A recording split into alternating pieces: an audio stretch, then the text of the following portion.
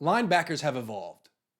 20 years ago, they were slow 250 pounders, big guys who had to defend runs between the tackles. Now linebackers are little guys, 225 pounders who would have played safety in the 1990s. These days, they play in the box and run sideline to defend runs outside the tackles to keep up with modern offenses, which have evolved as well. Some defenses have phased out linebackers almost entirely and mostly use 5 or 6 defensive backs at a time.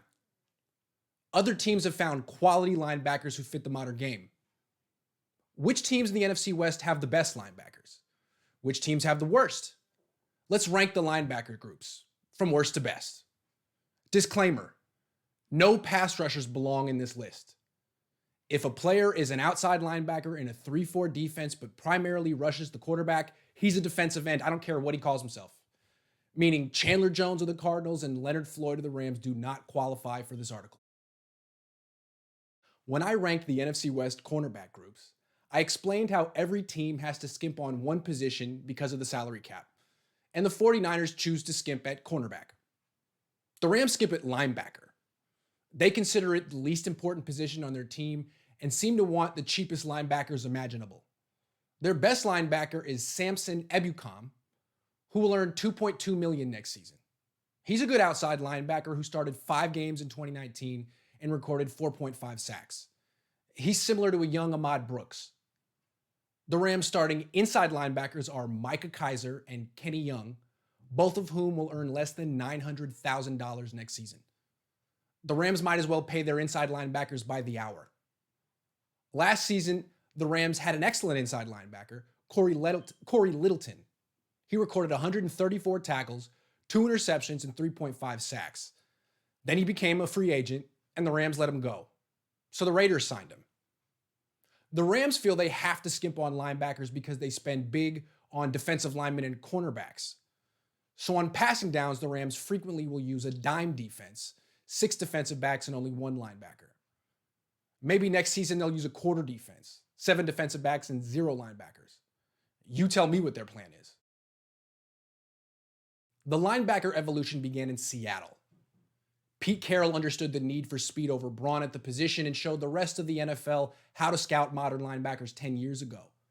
Showed 49ers defensive coordinator Robert Saleh, who was a defensive quality control coach in Seattle from 2011 to 2013, then became the linebackers coach for the Jaguars from 2014 to 2016, and now is one of the best linebacker scouts in the world. More on Saleh later.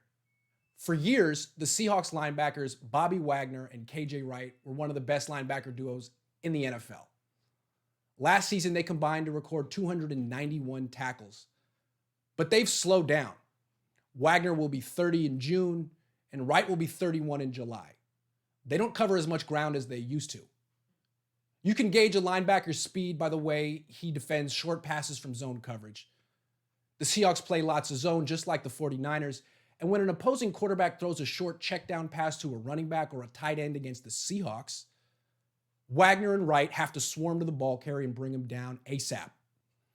Last season, the Seahawks were among the worst in the league at defending tight ends and running backs in the passing game. The Seahawks gave up 1,200 receiving yards to tight ends and a whopping 9.2 yards per catch to running backs, meaning every check down averaged nearly a first down. Unacceptable. What's more, the Seahawks gave up 4.9 yards per carry, 28th most out of 32 teams, and a whopping 22 rushing touchdowns, 3rd most in the NFL. They need new linebackers. That's why they drafted Jordan Brooks in round 1 this year. Good start. Now they need 2 more. The Cardinals revamped their linebackers this offseason. They signed Devondre Campbell and drafted Isaiah Simmons. Those two will join Jordan Hicks, a solid middle linebacker who recorded 150 tackles last season.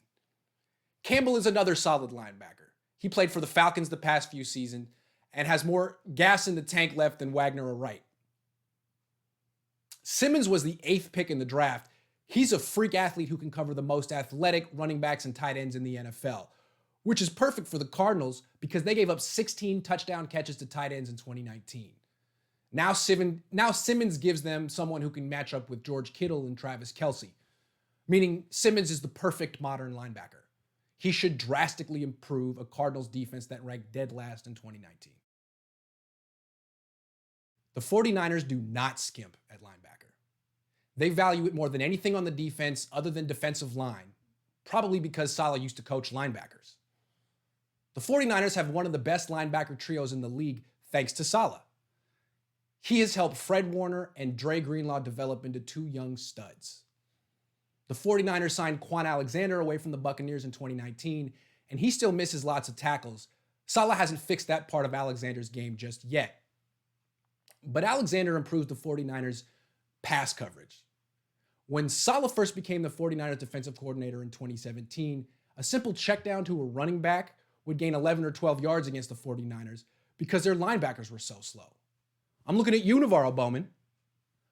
But since then, Saleh has put together an incredibly fast group of linebackers. And in 2019, the 49ers gave up just 5.8 yards per catch to opposing running backs and only 8.5 yards per catch to opposing tight ends. As if Saleh's stock couldn't climb any higher. He is the linebacker guru.